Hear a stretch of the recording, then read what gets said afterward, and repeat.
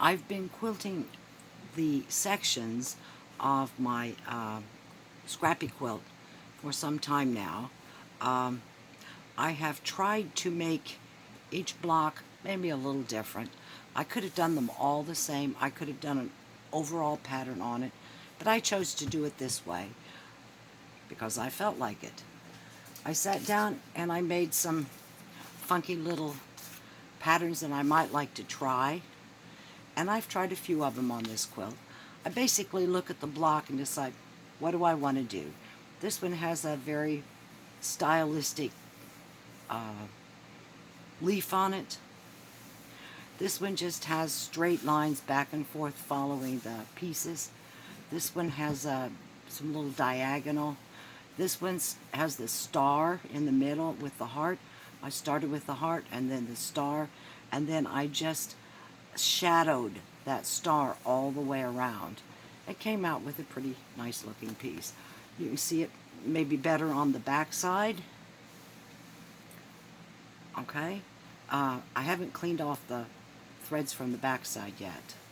Anyway, to do this, I basically put pins all the way around my sashing. Now, here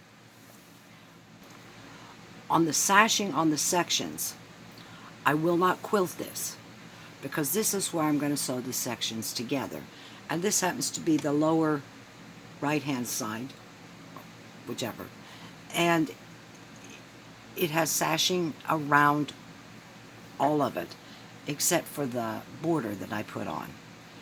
Anyway, so what I've been doing is I've just been simply going around the block, and then on the sashing, I've made a little meander vine, and I kind of like this little meander vine.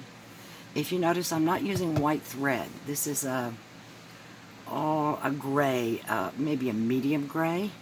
I have so many bright colors in here. I want the quilting to not shout, but I want it to be there.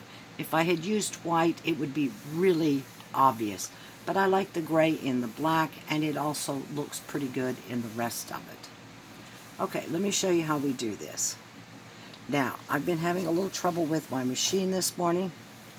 I found out that my bobbin carrier was dirty now, and I cleaned it, and it's working a lot better. You have to know your machine, okay? So, this is the setup I have. I have a embroidery or quilting foot on my machine. This is very important. It's almost impossible to do this quilting other than basically straight lines without one of these.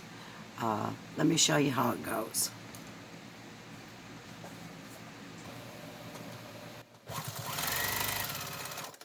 And I'm careful to remove those pins because I do not want to break a needle.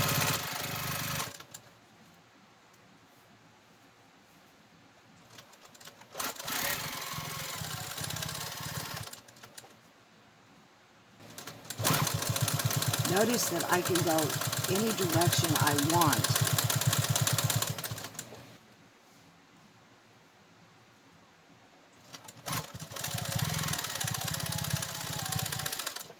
And normally I have my face right down in this, but because I'm shooting the video, I don't. I want you to see what I'm doing.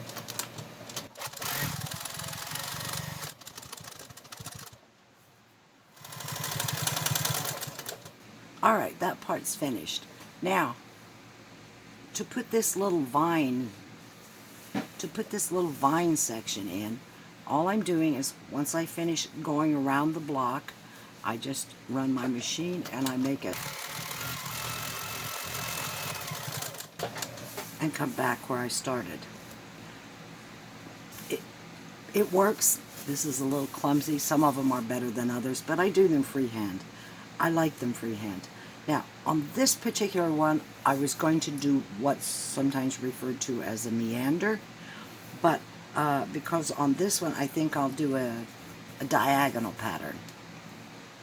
To do a meander, you're basically just making circles and then coming back on themselves and back and forth and lots of circles, not straight lines, lots of circles. Let me show you how that's done.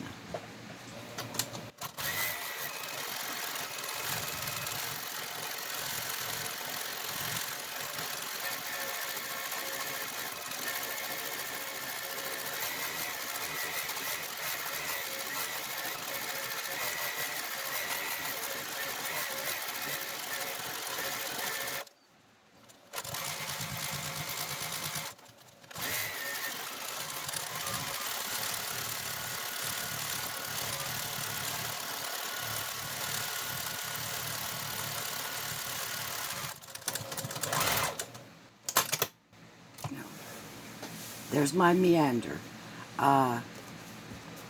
It goes rather fast.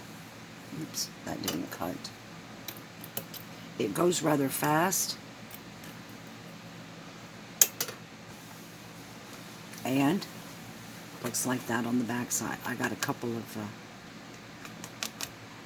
bits of lint caught on the back. Anyway, you can see how it looks on the back. Anyway, I'm going to keep working, and this is my first section. I will try to videotape maybe some of the other sections, but this is very time consuming, and I don't think you want to watch me do all 81 squares. Like and subscribe. Watch my other videos so you know how this quilt went together. Thank you.